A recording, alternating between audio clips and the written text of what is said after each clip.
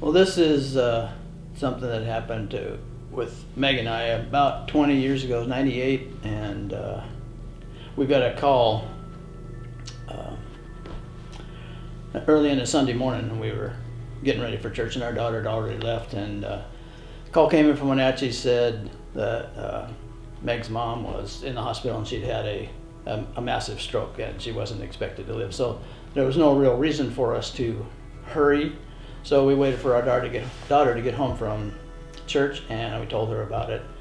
When we told her about it, she said that she had had a dream the night before that our grandma was getting on a bus, and she said to tell everybody goodbye. So we just assumed that she was dead, gone, and like I said, there's no hurry for us to get to Wenatchee, so we got around and took off. When we got there, the nurses advised us of what was going on, and that she's gone. There was really no hope.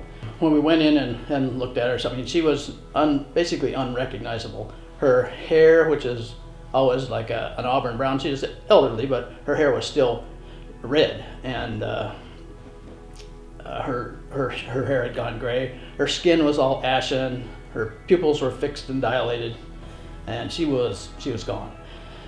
And so we went in and prayed for her. We took our daughter in and we laid hands on her, and when we prayed, we just started off with, Father, in the name of Jesus. And at the name of Jesus, there was a violent reaction. Her back arched up off the bed, and I always describe it as a fire hose of life going into her mouth. There's a big and she came up off the bed and then settled back down, and my wife leaned over. She goes, Mom, can you hear me? And she said, yes. It's kind of a raspy voice, but she said yes. And so when we prayed and this happened and she spoke to her, we called the nurses and said, hey, she's talking to us, you need to come down and tend to her. Well, they basically scoffed at us for the first 2 times, and the third time we told them they needed to come down, they were actually annoyed, and they came down and looked her over, and the nurses said, well, the blood clot must have just moved a little bit. You guys were really lucky to have been able to say your goodbyes. And I I'm no doctor, but I know that when your brain is dead, you can't give it a shot of oxygen and take off. So, and then the doctors came down, and I always like to refer to it as like a bunch of Keystone cops, because they were just running around bumping into each other. They didn't know what to make of it. The first thing they said, well, you haven't done her any favors. She's going to be in a managed care facility for the rest of her life.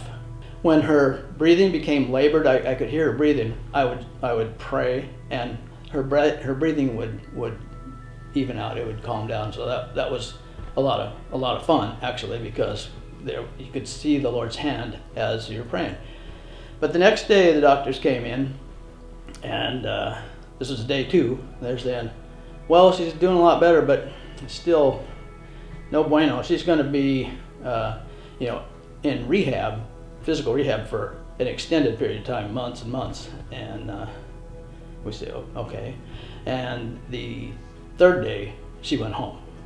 One of the things that I thought was incredible is I've prayed before for people, and I've felt things in my hands, or if you've prayed for people a lot, maybe some of you had experience of this too.